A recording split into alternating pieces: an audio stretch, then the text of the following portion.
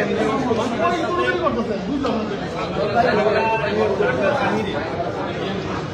গুরুত্বপূর্ণ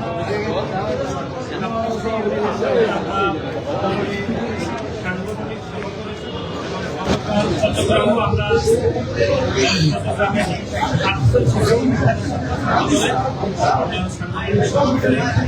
চলমান যে পরিস্থিতি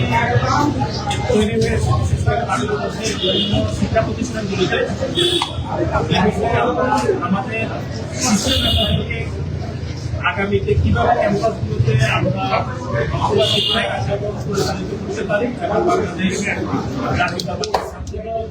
কিভাবে পরিচালনা আপনারা সকলে অবগত আছেন যে চট্টগ্রাম সিটি কলেজে একটি লেখাকে কেন্দ্র করে শিবির যে অনাকাঙ্ক্ষিত ঘটনা ঘটিয়েছে বিশেষ করে বাংলাদেশ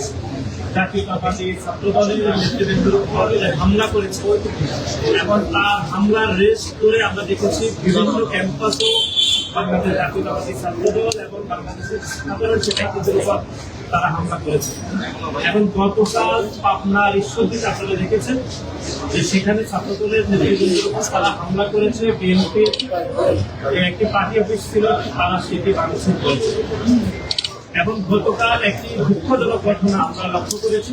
সেটি হচ্ছে গণপ্রজাতন্ত্রী বাংলাদেশ সরকারের মাননীয় প্রধানমন্ত্রী ছাত্রদলের সাংগঠনিক অভিভাবক জনাব তারেক রহমানের কন্যা এবং ওনাকে ঘিরে যে একটি গুরুত্বপূর্ণ একটি প্রযুক্তি দিয়ে যে ছবি শিবিরের এক নেতা দ্বারাই পোস্ট করা হয়েছিল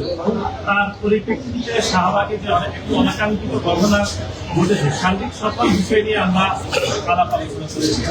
শুরুতে আমি একটা বিষয়ে আপনাদেরকে অবগত করতে চাই সেটি হচ্ছে শাহবাগের গতকাল যে ঘটনাটি ঘটেছে সেই ঘটনায় ঢাকা বিশ্ববিদ্যালয় সাংবাদিক সমিতির কয়েকজন সাংবাদিক আহত হয়েছে সেজন্য আজকের এই সাংগঠনিক সভা থেকে আমরা সিদ্ধান্ত নিয়েছি এই বিষয়ে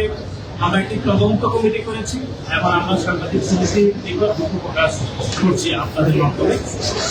এবং সার্বিক সকল পরিস্থিতি নিয়ে আমরা আলাপ আলোচনা করেছি এবং আমাদের সম্মুখে সার্বিক বিষয় নিয়ে কথা বলবেন বাংলাদেশ জাতীয়তাবাদী ছাত্রদল কেন্দ্রীয় সংসদের বিপ্লবী সভাপতি জনাব রাকিবুল ইসলাম রাকিব। ধন্যবাদ। দিন যাবৎ চট্টগ্রাম এবং গতকাল বাংলাদেশ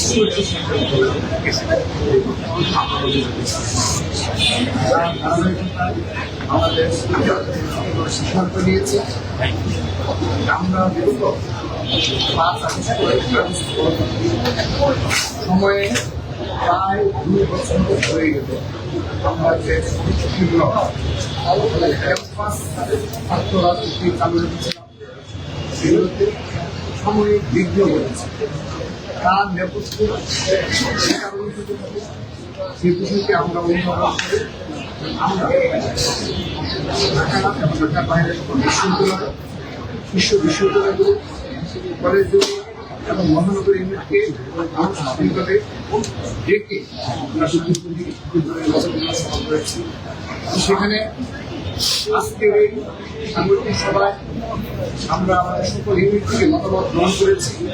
সেই মতামতের নির্দেশনা প্রদান করেছি যে মতামতগুলো এসেছে সবাই এক বাক্যে সবাই দিয়ে বলেছে ক্যাম্পাসগুলোতে ছাত্র হচ্ছে যে একটি গুপ্ত সংগঠন যে গুপ্ত রাজনীতি চালু রেখেছে সেখানে আমরা অধিকাংশ ক্যাম্পাসে জানতে পারলাম কোনো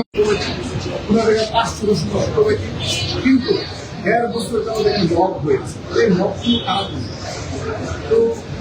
তারা সাধারণ শিক্ষার্থীর নামে এই মব শুরু করেছে এবং সেখানে ঐক্য বলতে পারে 15 থেকে 20 জনের ঐক্যবদ্ধ গ্রুপ এই মবগুলো করেছে এবং নানাবিধভাবে ছাত্রদলকে হেনস্থা করা তাদের ক্যাম্পাসের ভিতরে সাধারণ মানে রিয়েল যারা স্টুডেন্ট তাদের সাথে তারা ভিড়ের